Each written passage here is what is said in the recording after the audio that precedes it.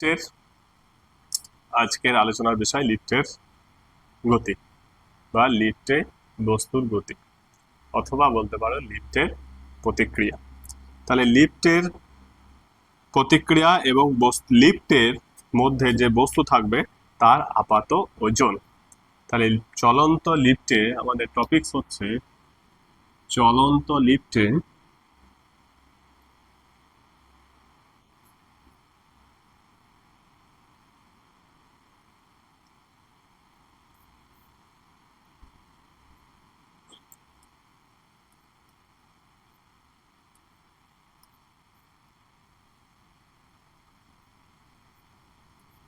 লিফটের ঠিক আছে, চলন্ত লিফটের প্রতিক্রিয়া, বস্তুর প্রতিক্রিয়া বলতে পারো, বস্তু যে থাকবে সেটা প্রতিক্রিয়া ও আপাত ওজন ও আপাত ওজন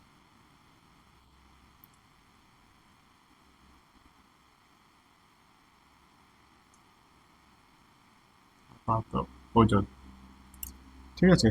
তো এই লিফট সম্পর্কে, লিফটটা কি হচ্ছে, লিফটটা যদি ধরো ত্বরণ সহ গতিশীল হয় তাহলে এইটা একটা নির্দেশতন্ত্র হয়। সেই নির্দেশতন্ত্রকে আমরা কি বলি?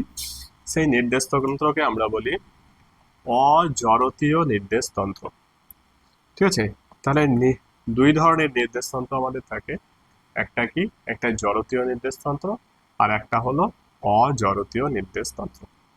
অজড়তীয় নির্দেশতন্ত্র কোনটা? অজড়তীয় নির্দেশতন্ত্র হচ্ছে যে নির্দেশতন্ত্র কি হবে, যে তোমার ত্বরণ সহ গতিশীল হতে পারে অথবা ঘূর্ণায়মান নির্দেশতন্ত্র। এই ধরনের নির্দেশতন্ত্রতে একটা অলিক বলের উদ্ভব হয়। ঠিক আছে, যেটাকে সিউডো ফোর্স বলা হয় বা ফিকটিটিয়াস ফোর্স ও বলা হয়। এখন দেখো, তাহলে জড়তীয় নির্দেশতন্ত্র কোনগুলোকে বলা হয়? জড়তীয় নির্দেশতন্ত্র বলা হয় যে নির্দেশতন্ত্রটা স্থির থাকবে অথবা সমবেগে গতিশীল থাকতে পারে, সেই নির্দেশতন্ত্র হচ্ছে জড়তীয় নির্দেশতন্ত্র। জড়তীয় নির্দেশতন্ত্রে নিউটনের তিনটে সূত্রই অ্যাপ্লিকেবল হয়, অজড়তীয় নির্দেশতন্ত্রে নিউটনের সূত্রগুলো অ্যাপ্লিকেবল নয়। তো এখন যে চলন্ত লিফট, তাহলে চলন্ত লিফট যদি ত্বরণ সহ গতিশীল হয় তাহলে কি হয়ে গেল? অজড়তীয় নির্দেশতন্ত্র। তাহলে এই নির্দেশতন্ত্রে একটা অলিক বলের উদ্ভব হবে। সেই অলিক বলের উদ্ভবকে ধরে নিয়ে আমাদের প্রবলেম সলভ করা যায়, অথবা আবার ধরো উলম্ব ওজন ধরে নিট ফোর্স আমরা বের করেও করতে পারি। তো দুইভাবে এটা করা যায়। তো আমাদের এখন আজকের বিষয় হচ্ছে যে দুইভাবেই আমরা করব, যেটাতে তোমাদের সুবিধা হবে সেই সুবিধা মতো তোমরা করবে। তাহলে দেখো, যদি একটা ট্রে আছে, মনে করো একটা ট্রেতে একটা ট্রে আছে, ট্রেটা ট্রেটা হুইল রয়েছে। ঠিক আছে, এই ট্রেটা এ ত্বরণ সহ গতিশীল যদি হয় তাহলে ধরো এখানে একটা বস্তু আছে, এই বস্তুর উপরে একটা কি বল প্রয়োগ করবে? একটা অলিক বল থাকবে। সেই অলিক বলটা কোন দিকে কাজ করবে? যদি এই ট্রেটার ত্বরণ এ হয় তাহলে অলিক বলটা কাজ করবে অপোজিট দিকে। বল কি করা হবে বস্তুতে? যদি বস্তুর ভর এম হয় তাহলে অলিক বলটা হয়ে যাবে এম এ। ঠিক আছে, এম এ ত্বরণ কোন দিকে কাজ করবে? অলিক বলটা, অলিক বলটা ঠিক অপোজিটে, এর অপোজিটে কাজ করবে। মানে এইটা ত্বরণ সহ টানলে, ত্বরণ সহ যদি এইদিকে গতিশীল হয়, এটা এইদিকে একটা বল অনুভব করবে বস্তুটা। ঠিক আছে, তো সেরকমই ধরো যদি লিফট, লিফট মানে হচ্ছে এটা লিফট, এটা লিফটের মেঝে, লিফটের মেঝে হলো এটা। ঠিক আছে, এটা লিফটের মেঝে, এটা লিফটের মেঝে। ঠিক আছে, এখানে এই মেঝেতে, এই মেঝেতে মনে করো একটা বস্তু রয়েছে, একটা বস্তু আছে। ঠিক আছে, এখানে একটা বস্তু রাখা আছে। ঠিক আছে, এই বস্তুটা রয়েছে, এই বস্তুটার ভর ধরে নেওয়া হচ্ছে এম। আর লিফটটা যদি স্থির থাকে, ঠিক আছে, স্থির থাকে, তাহলে জড়তীয় নির্দেশতন্ত্র হয়ে গেল। এক জড়তীয় নির্দেশতন্ত্রে স্থির থাকলো, তাহলে বস্তুর ওজন পৃথিবীর অভিকর্ষ বলের জন্য কি হবে, নিচের দিকে ক্রিয়াশীল হবে।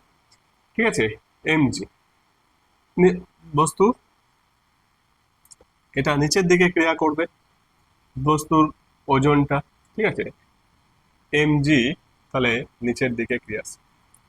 তাহলে এই এমজি বলটা মেঝের উপরে ক্রিয়া করবে। তাহলে এই মেঝেটা যেহেতু একটা শক্ত হার্ড কিছুটা, এটা একটা শক্ত অংশ বা শক্ত পোর্শন ধরো, তাহলে কি করবে, এ ঠিক প্রতিক্রিয়া দেবে। কাকে প্রতিক্রিয়া দেবে?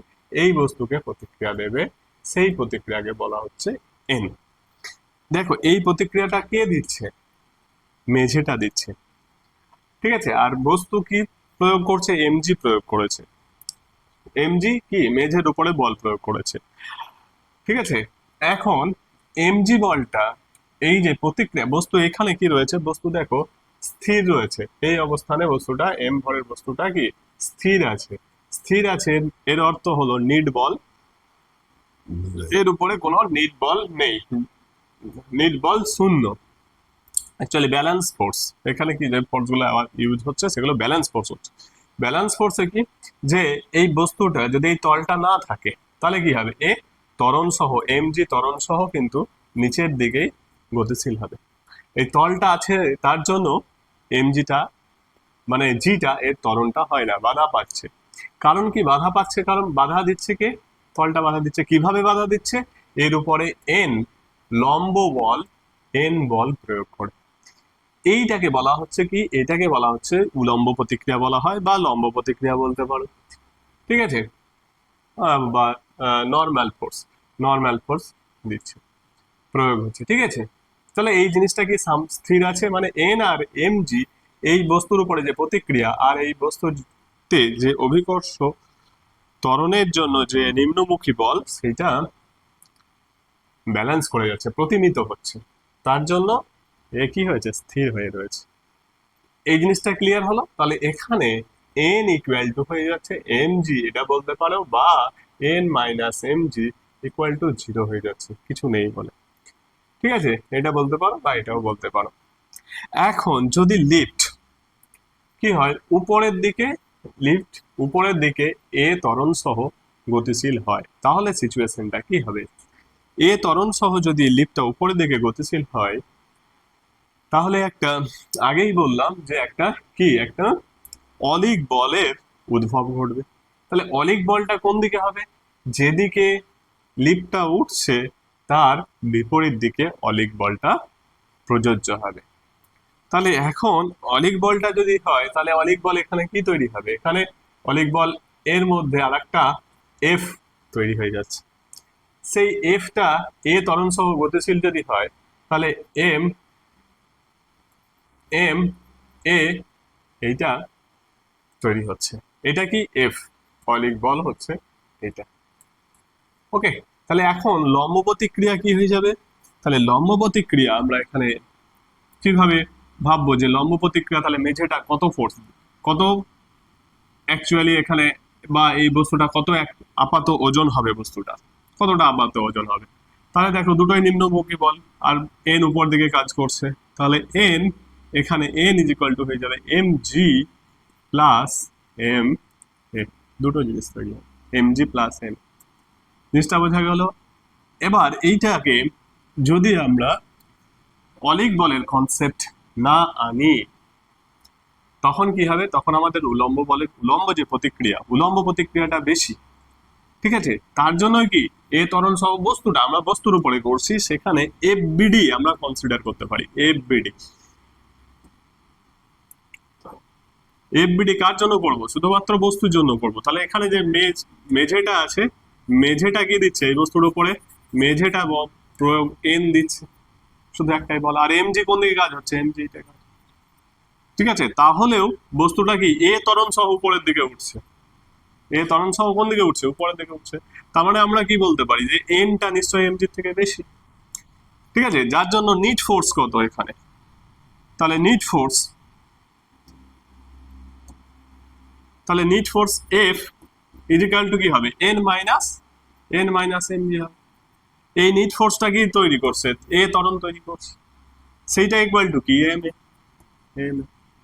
ঠিক আছে, তাহলে এন এখানে এন ইজিক্যাল টু কি হয়ে গেল তাহলে M G plus M plus M. বোঝা গেল? তাহলে কখন হচ্ছে এটা, যখন এটাকে আমরা এটা পেলাম কখন, যখন লিফট এ ত্বরণ সহ, লিফটটি এ ত্বরণ সহ উপরের দিকে গতিশীল।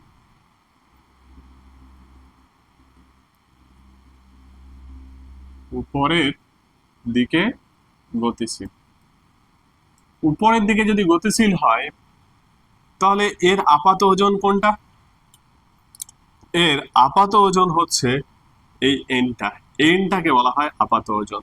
তাহলে বস্তু দেখো আপাত ওজন লিফট যখন উপরের দিকে এ ত্বরণ সহ যাচ্ছে তখন এনটা কি, প্রতিক্রিয়া বলটা greater than MG, sorry less than হয়ে গেল, এন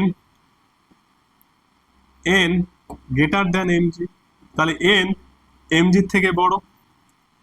তাহলে যখন লিফটটি স্থির ছিল বা নর্মাল ওয়েট বস্তুর কত থাকছে এমজি, কিন্তু যখন লিফট এ ত্বরণ সহ থাকছে তখন ওই বস্তুর ওজন কি হয়ে গেল, বেড়ে গেল। এইটাই হচ্ছে আপাত ওজন। তাহলে আপাত ওজন কিন্তু যেটা প্রকৃত ওজন তার থেকে বেড়ে যাচ্ছে। ঠিক আছে, তাহলে এখানে এমজিটা বেড়ে যাচ্ছে। তাহলে এটা আমরা কি করে বুঝতে পারি, যদি ধরো কোনো ওয়িং মেশিন মানে ওয়েট করার মেশিনকে লিফটে নিয়ে তার মধ্যে কোনো বস্তু রাখলে বোঝা যাবে লিফটে ত্বরণ সহ উপরের দিকে গতিশীল হলে ওর মধ্যে কিন্তু আপাত ওজন নর্মাল ওজনের থেকে বেশি থাকে, এটা দেখে বোঝা যায়।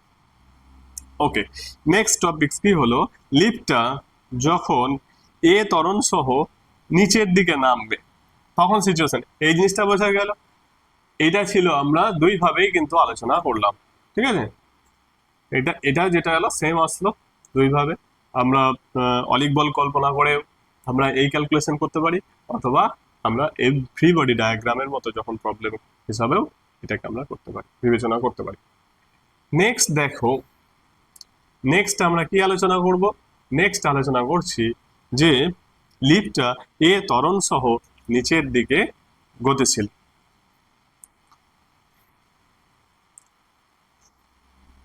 আর লিফটটি যখন এ ত্বরণ সহ নিচের দিকে নামবে তাহলে কি হবে, নাম্বার 2 কেস ধরো এ ত্বরণ সহ নিচের দিকে নামছে,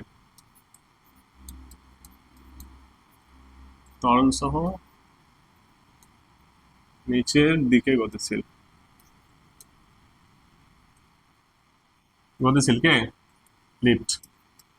তাহলে বস্তুর কি অবস্থা এখন নিচে নামবে, তাহলে এ ত্বরণ সহ, তাহলে লিফটটা, এটা লিফটের মেঝে, বস্তুটা আছে এখানে, লিফটের মেঝেতে বস্তুটা আছে। ঠিক আছে,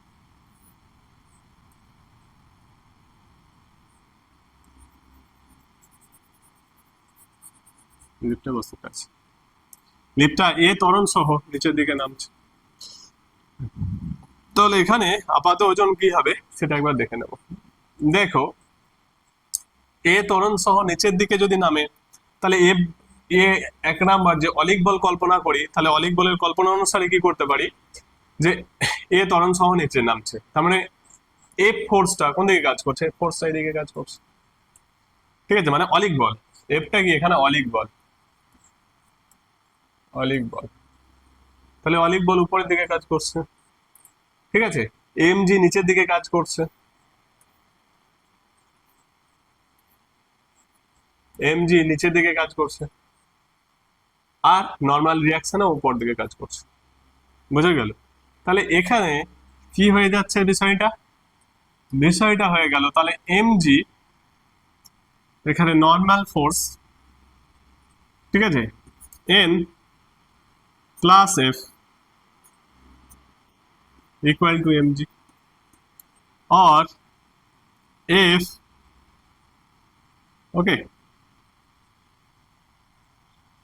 एफ एक्चुअली की F equal to M A, এখন F equal to M A, তাহলে N plus ma equal to mg, okay, or n equal to mg minus ma। বোঝা গেল?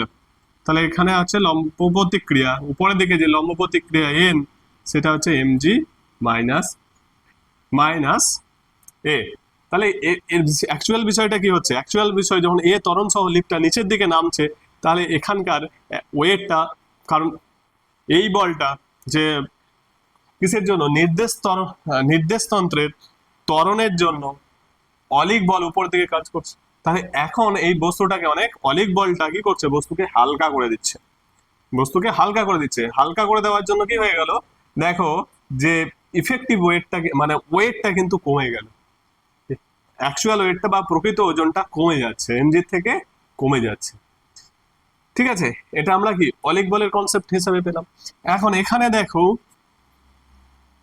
কিসের কনসেপ্ট হিসাবে, এখানে আমরা ফ্রি বডি ডায়াগ্রাম থেকে বলতে পারি। তাহলে এর মধ্যে এমজি কোন দিকে, এন কোন দিকে কাজ করছে, এন উপর দিকে কাজ করছে, আর এ ত্বরণ সহ গতিশীল, এ ত্বরণ সহ গতিশীল বস্তুটা নিচের দিকে, আর এমজিটা কোথায় কাজ করছে, এমজি নিচের দিকে কাজ করছে, এমজি নিচের দিকে কাজ করছে।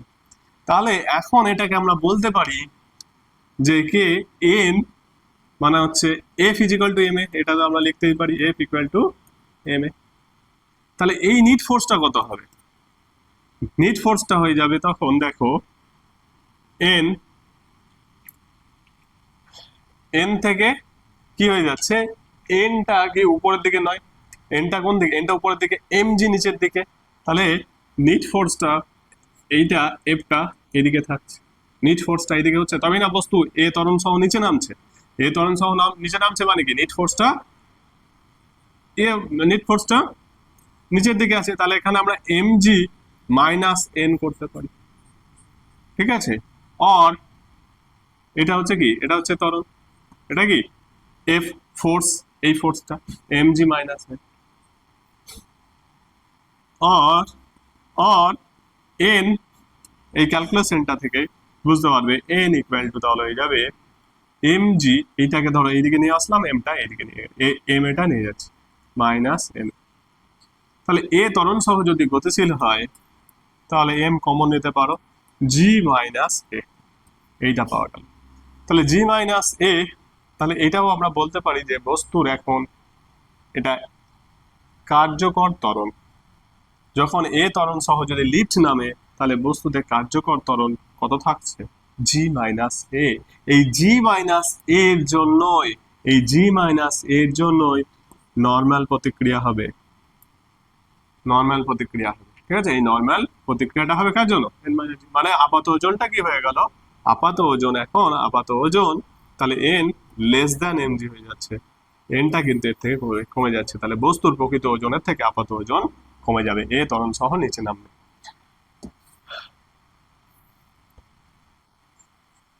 ওকে,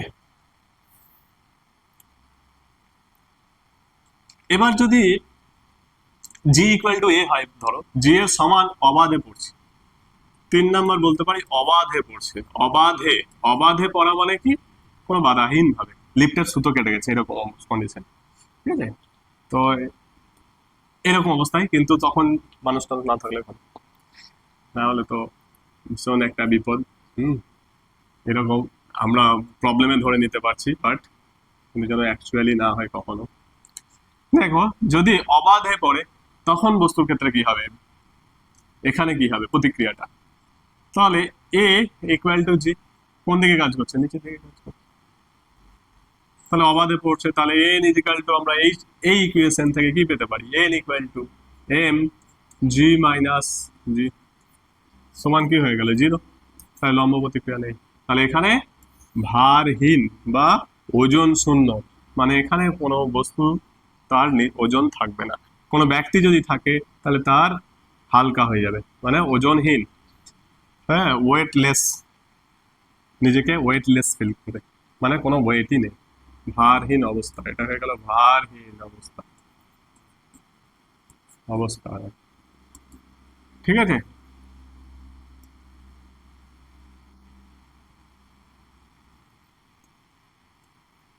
ভারহীন অবস্থায়। ওকে, এবার যদি 4 নাম্বার হয়, 4 নাম্বারে কি বুঝবো? 4 নাম্বারে যদি এ গ্রেটার দেন জি, বাট কিন্তু এটা কোন দিকে, নিচের দিকে নামছে।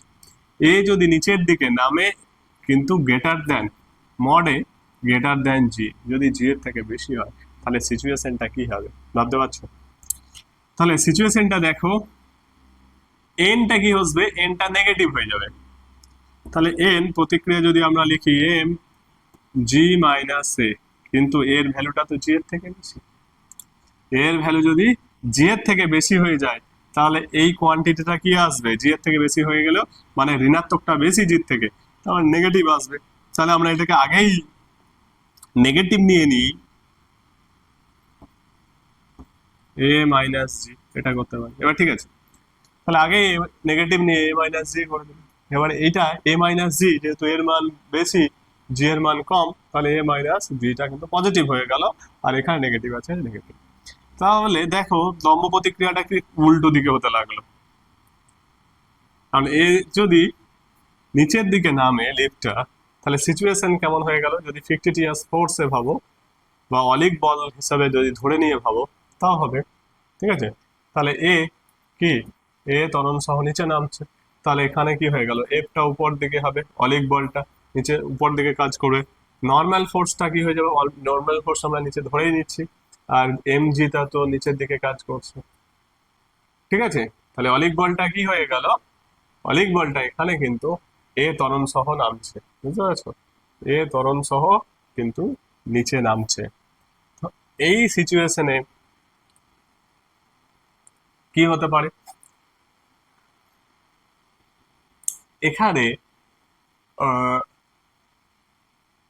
প্রতিক্রিয়া বলটা কিন্তু নিচের দিকে নেগেটিভ, কারণ এই দুটো ফোর্স, অলিক বল হচ্ছে এখানে কতটা, F equal to M a উপরের দিকে, আর F m a equal to কি ছিল আমাদের আগে, দেখো N equal to M g minus m a, এখান থেকে পেয়েছিলাম যে লম্ব প্রতিক্রিয়া কমে গেছে M A.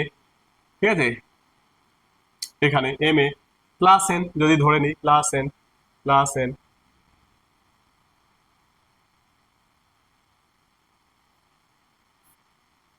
M A plus N, okay, equal to M G, okay, that equal to, এবার এম এটা কি, এটা তো নিচের দিকে নেগেটিভ কোয়ান্টিটি অনেক বেশি এম জি থেকে, তাহলে এন মানে কি হয়ে গেল, এম জি মাইনাস এম এ। ঠিক আছে, তাহলে দেখো এই বলটা এম জির থেকে অনেক বেশি, তাহলে কি হয়ে গেল, ঋণাত্মক হয়ে গেল, এনটা কি হয়ে গেল, এখানে এম কমন নিয়ে নাও, এ মাইনাস জি করলেও কিন্তু একই জিনিসই আসবে, নেগেটিভ আসবে। এখানেও তাই অলিক বল হিসেবে ধরে নিল একই জিনিস আসছে। তাহলে এই নেগেটিভ এর অর্থ কি, এবার লম্ব প্রতিক্রিয়া নিচের দিকে, এন বল ইয়েটা প্রতিক্রিয়াটা নিচের দিকে কাজ করবে, তাহলে প্রতিক্রিয়াটা নিচের দিকে কাজ কর, মানে লম্ব প্রতিক্রিয়াটা নিচের দিকে কাজ করবে, তাই এই সিচুয়েশনটা কখন হয়ে যাবে, তাহলে কিছু সময় এ ত্বরণ সহ বস্তুটা উপর দিকে উঠতে থাকবে। প্রথমে কি হবে, প্রথমে বস্তুটি এ ত্বরণ সহ উপরের দিকে উঠতে থাকবে, বস্তুটা এ ত্বরণ সহ উপরের দিকে উঠতে থাকবে। ঠিক আছে, এ ত্বরণ সহ যখন উপর দিকে উঠতে থাকলো, তারপরে যখন লিফটের এখানে এসে পৌঁছবে, তখন দেখো প্রতিক্রিয়াটা এন নিচের দিকে হয়ে যাবে। তাহলে এটাকে বলা হচ্ছে, এবার এনটা নেগেটিভ হয়ে গেল, এমজি নিচের দিকে হয়ে গেল, এমজি। তাহলে এখানে ইকুয়েশনটাতে দেখো কি আসছে, এন প্লাস এমজি। আচ্ছা, এখানে ইকুয়েশনটা হচ্ছে এন আর এমজি দুটোই কিন্তু তোমার, এমজিটা কতটা ফোর্স হচ্ছে, যে এখানে এ উপরের দিকে, তাহলে M A minus M G equal to N, এখানে বোঝা গেল, নিচের দিকে, নিচের দিকে হচ্ছে প্রতিক্রিয়া বলটা। তাহলে এই ইকুয়েশন থেকে আমরা সেটাই পাচ্ছি, নেগেটিভ, এটা নেগেটিভ এসছে মানে কি হলো এইটা, তার মানে বস্তুটা কি হবে, অতি ভারহীনতা, এটাকে বলা হচ্ছে অতি ভারহীনতা। ছাদের, এবার ছাদ থেকে নিচের দিকে মানে লিফটের ছাদে বস্তুগুলো সব নিচেকার বস্তুগুলো লিফটে ছাদে গিয়ে আটকে গেছে, ভূমি থেকে ছেড়ে দিয়ে উপর দিকে এখানে ছাদ দিয়ে, এবার ছাদ থেকে নিচে নামছে, ছাদ ঠেলে ঠেলে নিচে নামাচ্ছে, এখানে বস্তুগুলোকে ছাদের দিক থেকে নিজে নিজে ঠেলে ঠেলে নিচে নামাচ্ছে, এই হচ্ছে সিচুয়েশন এটা। তাহলে এটা হলো, এটাকে বলা হচ্ছে অতি ভারহীনতা, সুপার ওয়েটলেসনেস, ভারহীনতা, সুপার ভারহীনতা বলা, অতি ভারহীনতা বলা। 5 নাম্বার কি, আর একটা লাস্ট ডিসকাশন। 5 নাম্বারটা হলো যে দেখো, যদি লিফটটা যদি স্থির থাকে, স্থির বা সমবেগে গতিশীল থাকে, সমবেগে উপরে ওঠে বা নিচে নামে, উপরে উঠলে বা নিচে নামলে, এখানে দেখো এ আসছে না, ত্বরণ আসছে না, তাহলে এখানে এ ইকুয়াল টু জিরো, তাহলে এখানে N equal to M G থাকবে, মানে প্রতিক্রিয়াটা কোনো চেঞ্জ হবে না। মানে যদি স্থির থাকে তাহলে যা প্রকৃত ওজনটা থাকবে, আর কি থাকছে, যে সমবেগে যদি উপরে ওঠে বা নিচে নামে তাহলেও কিন্তু এইটা চেঞ্জ হবে না, মানে বস্তুর ওজনের কোনো পরিবর্তন হবে না। ঠিক আছে, তাহলে লিফট সম্পর্কে তোমরা নিশ্চয়ই বুঝতে পেরেছো, আর কমেন্ট করে জানিও কে কেমন বুঝেছো, কোন জায়গায় অসুবিধা হয়েছে।